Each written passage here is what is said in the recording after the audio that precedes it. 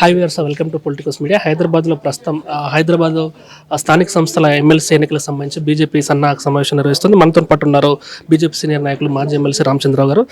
ముందుగా ఏదైతే మన హైదరాబాద్ సెంట్రల్ యూనివర్సిటీ భూములు ఉన్నాయో దాని మీద మళ్ళీ సుప్రీంకోర్టు మే 15 దాకా ఒక స్టే ఇచ్చినట్టు ఇచ్చింది. ఇప్పుడేం పనులు చేపట్టద్దు, మళ్ళీ అక్కడ ఒక చెట్టు కూడా నరకద్దని. దానిపై మీ రియాక్షన్ ఏంటి? నేను డెఫినెట్గా దాన్ని స్వాగతిస్తాం. ఎందుకంటే మీకు చెప్తూనే ఉన్నాం, మీ చెట్లు కొట్టడానికి మీకు వీలు లేదు. ఇది ఫారెస్ట్ కాకుండా ఫారెస్ట్లో చెట్లు కొట్టాలన్నా, ప్రైవేట్ ల్యాండ్ చెట్లు కొట్టాలన్నా 1993 సుప్రీంకోర్టు రూలింగ్ ఉంది. ఆ ప్రకారం పాటు చేయాలి. మీరు ఒక చెట్టు నరికితే పర్మిషన్ తీసుకుని దాని ప్లేస్లో 2 చెట్లు నాటాలి. ఇది ఒక రూల్. అది నేను నా సొంత దాంట్లో కూడా నా టేక్ చెట్లు ఉన్నాయి. నేను దాన్ని కింద పడిపోతే దాన్ని తీయడానికి నేను ఫారెస్ట్ డిపార్ట్మెంట్ పర్మిషన్ తీసుకోవాలి. అటువంటిది 100 ఎకరాలు ఒక్క రోజులోనే కూలగొట్టి, చెట్లను కూలగొట్టి వనప్రాణులకు నష్టం జరిగించి పాములు చనిపోయినాయి, నెమలు చనిపోయినాయి, జింకలు చనిపోయినాయి. ఈరోజు అక్కడ ఉన్నటువంటి ఒక 100 ఎకర్స్ యూనివర్సిటీకి సంబంధించింది. అది గవర్నమెంట్ యూనివర్సిటీ తర్వాత సంగతి, అది టైటిల్స్ తర్వాత. కానీ ప్రకృతిని మీరు డిస్టర్బ్ చేశారు. ఎన్విరాన్మెంటల్ ఫ్రెండ్లీ ఉన్న గవర్నమెంట్ ఉండాలి, ఈకో ఫ్రెండ్లీ గవర్నమెంట్ ఉండాలి. ఈ ఈకో ఫ్రెండ్లీ గవర్నమెంట్ కాకుండా బిజినెస్ ఫ్రెండ్లీగా, రియల్ ఎస్టేట్గా పెరుగుతున్నారు మీరు. కాబట్టి దాన్ని మేము అపోజ్ చేస్తాం, దాన్ని స్వాగతిస్తాం కూడా ఈ సుప్రీంకోర్టు జడ్జిమెంట్ని. ఇంకొకటి ప్రధానంగా మీరు ఏదైతే మీటింగ్ పెట్టుకున్నారో ఇలా స్థానిక సంస్థలకు సంబంధించి, అంటే బీజేపీకి సరైన బలం లేకపోయినా కూడా ఇటు కాంగ్రెస్, బీఆర్ఎస్, ఎంఐఎం 3 ఒకటే అని ఒక ఉద్దేశం నిరూపించడానికి మీరు ఇందులో పోటీ చేస్తున్నారు. అది నిరూపించాల్సిన అవసరం లేదు, కనబడుతుంది కదా. మన స్టాలిన్ వీళ్ళందరికీ మంచి భోజనాలు పెట్టి పంపించాడు కదా, వీళ్ళు పోయారు కదా అక్కడ తినడానికి. మళ్ళీ అదొకటి. రెండోది, వాళ్ళు ఈ యొక్క ఎలక్షన్స్లో కూడా ఇద్దరు స్టాండ్ మజ్లిస్ గెలవాలని ఉన్నది. చెప్పండి మజ్లిస్ గెలవద్దు, ఆయన వాళ్ళని క్యాండిడేట్ పెట్టేది ఉంటే, లేకుంటే మా క్యాండిడేట్ కన్నా వాళ్ళ కార్పొరేట్స్ అవ్వదు. నేను ఈరోజు కూడా చెప్తున్నా, వాళ్ళ కార్పొరేట్లో ఒకవేళ మజ్లిస్కు ఓటు వేసినా, రేపు ఓటింగ్ రాకపోయినా, రాబోయే రోజుల్లో హైదరాబాదులో మజ్లిస్ వ్యతిరేకంగా ఉన్నటువంటి ఒక సమాజం, అది హిందువులు కావచ్చు, సిక్కులు కావచ్చు, జైన్లు కావచ్చు, వాళ్ళందరూ వాళ్ళని ఓడగొడతారు. ఒక్క ఓటు కూడా రాకుండా చేస్తారు. కాబట్టి ఈరోజు మేము మజ్లిస్ వ్యతిరేకంగా ఏకంగా అంటే హైదరాబాద్ అభివృద్ధి విరోధకమైనటువంటి శక్తి మజ్లిస్ పార్టీ. ఈ యొక్క రాష్ట్రంలో ఒక కమ్యూనల్ టెన్షన్ తీసుకొచ్చేది మజ్లిస్ పార్టీ. వక్ఫ్ పేరు మీద గొడవలు జయించేది మజ్లిస్ పార్టీ. ఈరోజు దేశంలో ఉన్నటువంటి అనేక గొడవలకు కారణమైంది మజ్లిస్ పార్టీ. అటువంటి పార్టీకి ఎట్లా మనం యునానిమస్ ఇస్తాం? కొద్దిగా కూడా మీకు నిజంగా ఆత్మ పరిశోధన చేసుకుంటే భారతీయ జనతా పార్టీకి ఓటేయండి. అంటే 75 ఏళ్ళైంది దాదాపు స్వాతంత్రం వచ్చి, 75-77 ఏళ్ళైనా కూడా మనం ఓల్డ్ సిటీ సైడ్ పోతే ఇంకా కూడా పూరిళ్ళు, గుడిసెలు, బతుకు జీవన చిత్రాలు చాలా దారుణంగా ఉంటాయి. ఒకటే ఇంట్లో 10 మంది 20 మంది ఉండాల్సిన పరిస్థితి. ఎందుకు పాత బస్తీ డెవలప్ అవ్వట్లేదు? మజ్లిస్ కారణం, మజ్లిసే కారణం. వాళ్ళు మాత్రం కాలేజీలు పెట్టుకున్నారు, వాళ్ళు మాత్రం హాస్పిటల్ పెట్టుకున్నారు.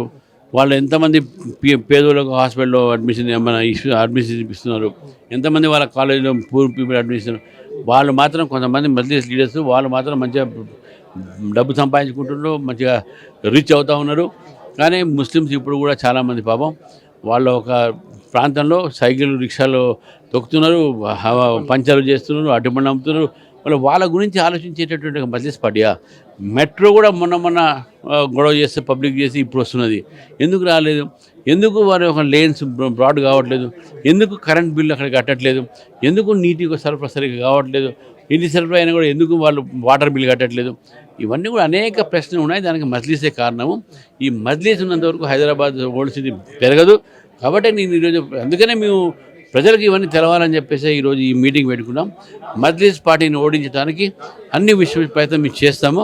డెఫినెట్ కూడా భారతీయ జనతా పార్టీ ఈ యొక్క ఎమ్మెల్సీ ఎలక్షన్ గెలుస్తామని చెప్పి పూర్తి నమ్మకం. క్రాస్ ఓటింగ్ జరగచ్చని ఆశిస్తున్నారు. క్రాస్ ఓటింగ్ కాదు, దీన్ని ఆత్మ పరిశోధనతో ఓటేయటమే.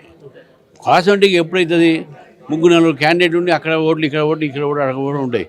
అది లేదు ఇక్కడ. అంటే మీకు కావాల్సినంత బలం లేదు కదా? ఏం బలం లేదని మనం అనుకుంటే ఎట్లా? అంటే మాకు మజ్లిస్ పార్టీకి వ్యతిరేక శక్తులన్నీ కూడా కలవండి అంటున్నాం.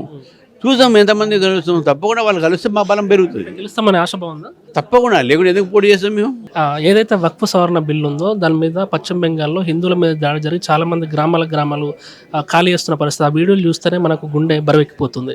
దానిపై మీరేమంటారు? పశ్చిమ బెంగాల్లో నేను ఇంతకుముందు చెప్పినట్టు మజ్లిస్ పార్టీల శక్తులు అక్కడ గొడవ చేస్తున్నారు.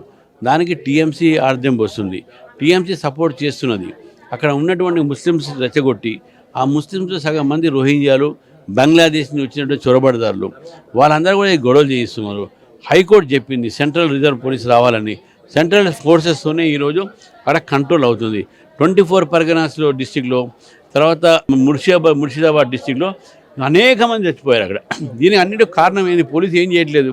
ఈరోజు సెంట్రల్ ఫోర్సెస్ వచ్చిన తర్వాత కొద్దిగా కంట్రోల్ అయింది.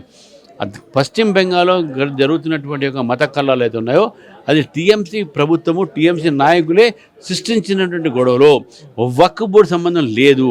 ఈ ముస్లిం ఓటు బ్యాంక్ పాలిటిక్స్ కోసము టీఎంసీ చేస్తున్న నాటకము.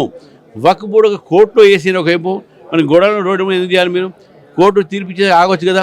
మీరు కోర్టుకు పోతారు, మరి రోడ్ల మీద గొడవ చేస్తారు. ఇది ఎక్కడ ఆలోచన నాకు అర్థం కాదు. సో సంఘ వ్యతిరేక శక్తులు తప్పకుండా సంఘం కాదు, దేశ వ్యతిరేక శక్తులు ఉన్నాయి. సంఘం వ్యతిరేకులు అంటే ఏదో మనం పోలీసులతో అరెస్ట్ చేసి బాగా వాళ్ళని రిఫార్మ్ చేయొచ్చు. ఈ దేశ వ్యక్తులను ఎవరు చేస్తారు? బంగ్లాదేశ్ వచ్చిన వాళ్ళకి ఏముంటుంది దేశభక్తి?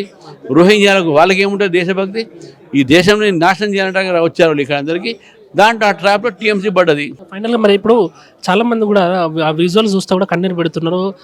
వీ వాంట్ జస్టిస్ టు పశ్చిమ బెంగాల్ హిందూస్ అని చెప్పేసి అంటున్నారు. వాళ్ళకి ఏ విధంగా మనం డెఫినెట్గా నేను చెప్తున్నాను కదా, ఈరోజు దేశం అంతా కూడా టీఎంసీని ఖండించాలి. ఒకటి, రేపు జరగబోయేటటువంటి ఎన్నికల్లో టీఎంసీని ఓడించి బీజేపీని గెలిపించాలి. అదొకటే మార్గం. Thank you. Please subscribe to the channel and download the Politicos app from the links in the description.